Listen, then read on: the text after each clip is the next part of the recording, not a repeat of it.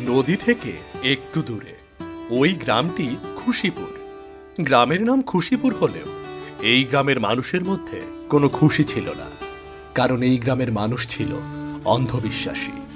গ্রামের পাশে নদীর ধারে যে ভাঙা ঘরটা রয়েছে, ওই ঘরে বসবাস করে অভাগী মেয়ে মালা।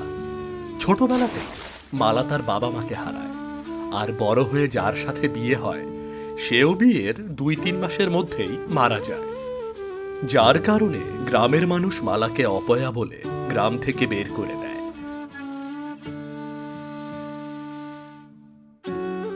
সেই থেকে মালা এই নদীর ধারে ছোট্ট ঘরটাতে বসবাস করে, আর নদী থেকে মাছ ধরে কোনো মতে সংসার চালায়। কিন্তু মালা অনেক কষ্ট করে মাছ ধরলেও মালার সাথে চলে গ্রামের মানুষদের অমানবিক আচরণ। না, আজ 2 দিন হলো নদী থেকে কোনো মাছ ধরতে পারছি না। এমনিতেই কাল থেকে না খেয়ে আছি, আর আজও যদি মাছ ধরতে না পারি তাহলে তো না খেয়ে থাকতে হবে। আজও যদি কোনো মাছ না পাই তাহলে কাল নদীতে জাল ফেলার মতো শক্তিও থাকবে না। দেখি আর একটু চেষ্টা করে দেখি মাছ ধরতে পারি কিনা।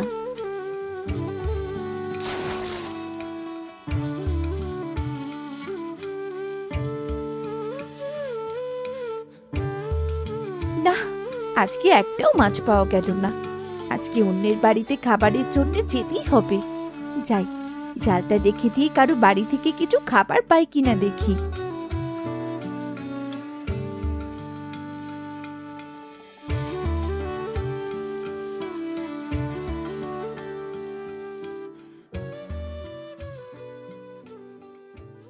নে বাবা, নে, খা, আর একটু খা।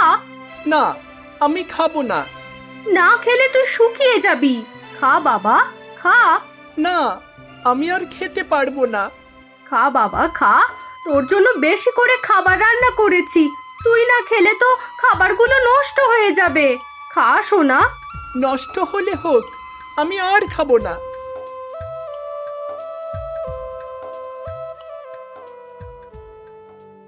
বৌদি, আমাকে কিছু খাবার দেবে? কাল থেকে আমি না খেয়ে আছি। তুই তুই এ বাড়িতে কেন এসেছিস? বের হ, বের হ তাড়াতাড়ি বাড়ি থেকে। হ্যাঁ, এক্ষুনি চলে যাব। আমাকে কিছু খাবার দাও না। খাবার? তোর মতো অপয়াকে খাবার দেব? তুই ভাবলি কি করে? বের হ, বের হ তাড়াতাড়ি এই বাড়ি থেকে। মা, তুমি তো আমার জন্য বেশি করে রান্না করেছো, সেখান থেকে কিছু খাবার ওনাকে দাও না মা, দাও ওনাকে। তুই চুপ কর। ওর মতো অপয়ের মুখ দেখাও পাপ, আর আমি ওকে খাবার দেব? এই যা বলছি, তাড়াতাড়ি এখান থেকে বিদায় হ, তা না হলে ঘাড় ধাক্কা দিয়ে বাড়ি থেকে বের করে দেব। থাক, ঘাড় ধাক্কা দিয়ে বের করে দিতে হবে না। আমি আমি নিজে চলে যাচ্ছি। এই অপয়াকে গ্রাম ছেড়ে করা হয়েছে, তাও লজ্জা হয়নি। কুকুরের মতো ড্যাং ড্যাং করে খাবার চাইতে চলে আসে। হ্যাঁ, যত সব।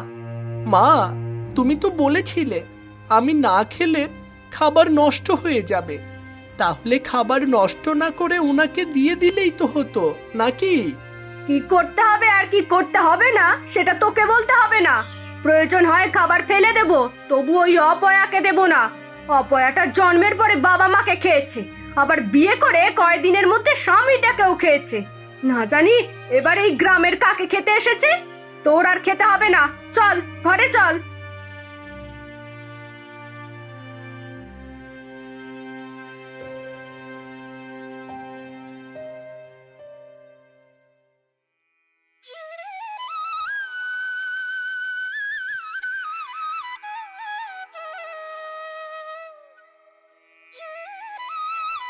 বৌদি, আমাকে কিছু খেতে দেবে? কাল থেকে না খেয়ে আছি। খেতে দেব? তা আমার বাড়িতে কি অতিথিশালা খুলে বসে আছি রে, যে তোকে খেতে দেব? না, এমনিতেই খেতে দিতে হবে না। তুমি বলো না তোমার বাড়ির কাজ করে দি, তারপর সামান্য কিছু খেতে দিলেই হবে। আহা, আমরা অত জমিদার নই যে এই সামান্য কাজটুকু করতে পারবো না। নিজেরাই খেতে পাই না, আবার অন্যজনকে কাজ করিয়ে খেতে দেব। আরে যা তো যা, তাড়াতাড়ি আমার চোখের সামনে থেকে চলে যা। গ্রামের অন্য কেউ যদি দেখে ফেলে না আমি তোর সাথে কথা বলছি, তাহলে আমার কপালেও দুঃখ হয়ে যাবে। যা যা এখান থেকে।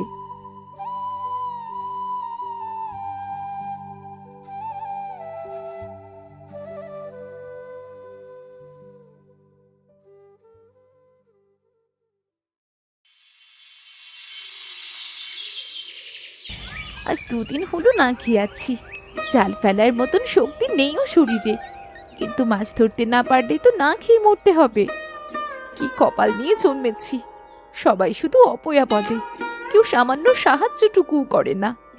আজকে জাল ফেলে দেখি এই অপয়ার ভাগ্যে কোনো মাছ লেখা আছে কিনা।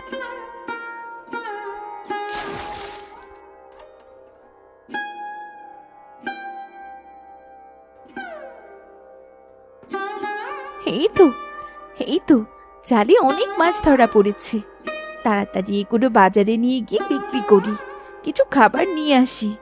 খিদে পেটটা একদম জ্বলে যাচ্ছে।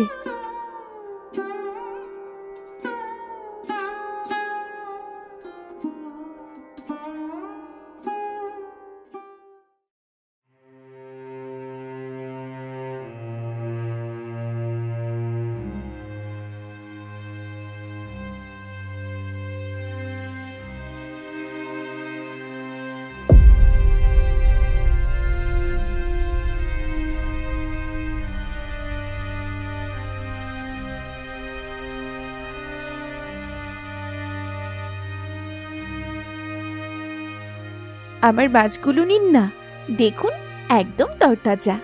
এই তোর মাছ তোর তাজা হলে কি হবে? তুই তো অপয়া, তোর মাছ যদি খেয়ে আমার কিছু হয়ে যায়। আপনারা সবাই আমাকে অপয়া বলেন, সবাই আমাকে দেখতে চলে যান। আমি অপয়া হলে কি নদীর মাছগুলো অপয়া? না না না না, নদীর মাছ অপয়া হতে যাবে কেন? তাহলে তাহলে আমার মাছ কিনতে দোষ কোথায়? মাছগুলো নিন না। ঠিক আছে, তা তোর মাছ নিতে কত দাম দিতে হবে?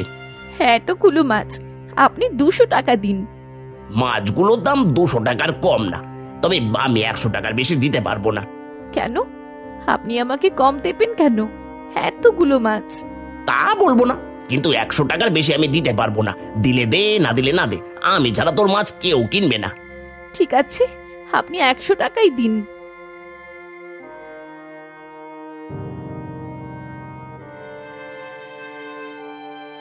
যাই, এখন মুদির দোকান থেকে কিছু চাল ডাল কিনে বাড়ি ফিরে যাই।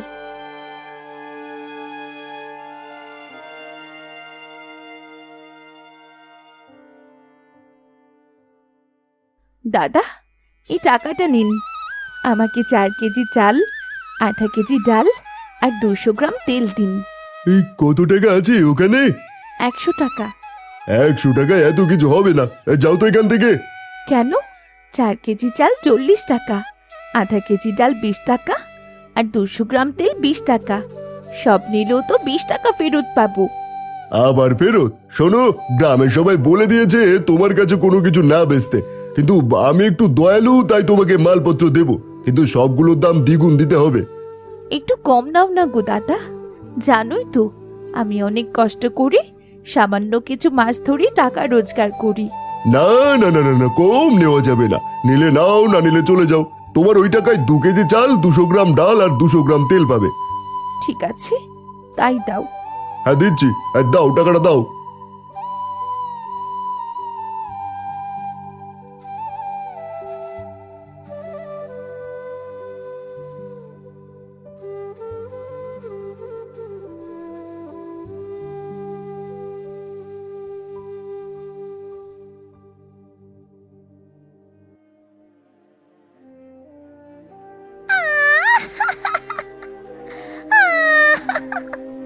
এ কি, কে তুমি?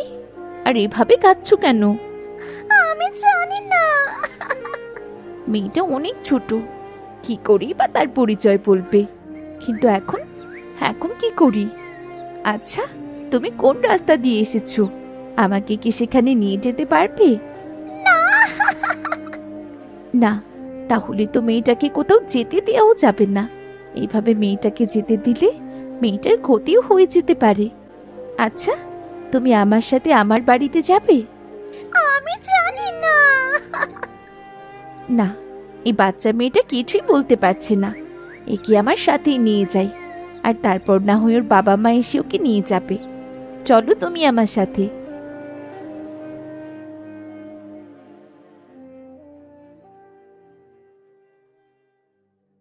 এভাবে কিছুদিন পেরিয়ে যায়, কিন্তু মেয়েটার কোনো খোঁজ মেলে না।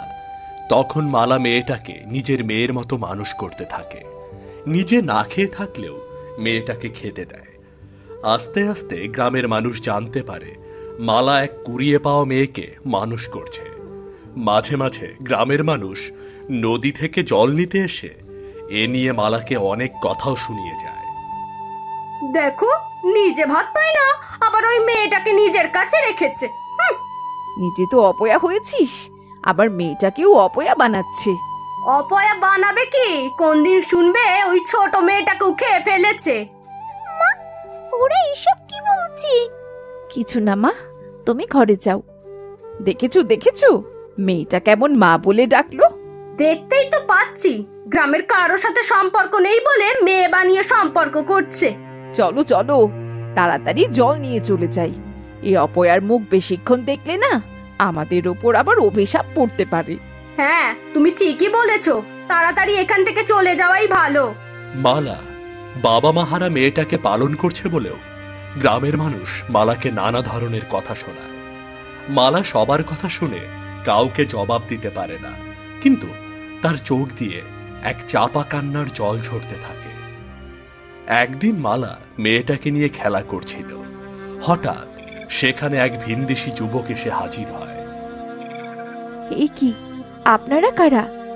আমরা কারা পরে বুঝতে পারবেন, আগে মেয়েটার চোখের বাঁধন খুলে দিন। কেন? ওর চোখের বাঁধন খুলে দেব কেন? দেখছেন না আমি আরো খেলছি। একবার বাঁধন খুলে দিন, তারপর সব বুঝতে পারবেন। দিন ওর বাঁধন খুলে। ঠিক আছে, খুলছি।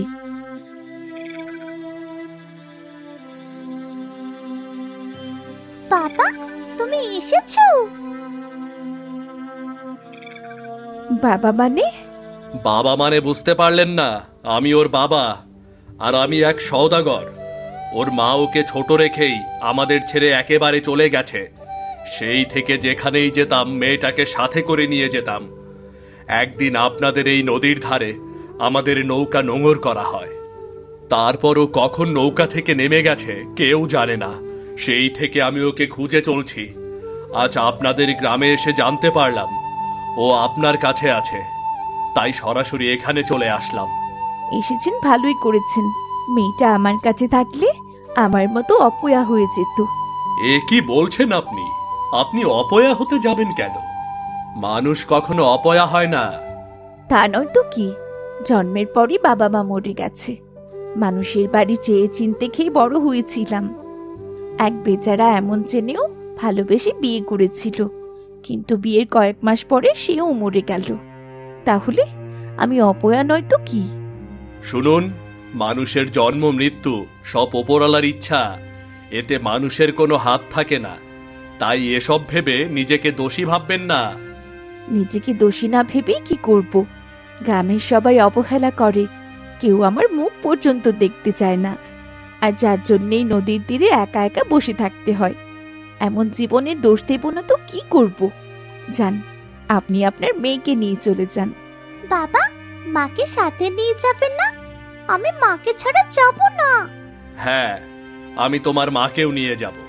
যাবেন আমাদের সাথে আমার মেয়ের মা হয়ে? সেখানে আপনাকে কেউ অপয়া বলবে না। কথা দিচ্ছি, আপনার জীবনের ওপর আর কোনো অভিযোগ থাকতে দেব না আমি। সারা জীবন আমার মেয়ের মা হয়ে থাকবেন আপনি। কিন্তু আমাকে নিয়ে যদি আপনাদের কিছু হয়ে যায়? আমি ওসব কুসংস্কার বিশ্বাস করি না। যার মনে এত ভালোবাসা, এত দয়া, এত ধৈর্য, সে কখনোই অপয়া হতে পারে না। চলো মা, চলো, তুমিও আমাদের সাথে চলো। আমার বাবা অনেক ভালো। হ্যাঁ, আমি যাব।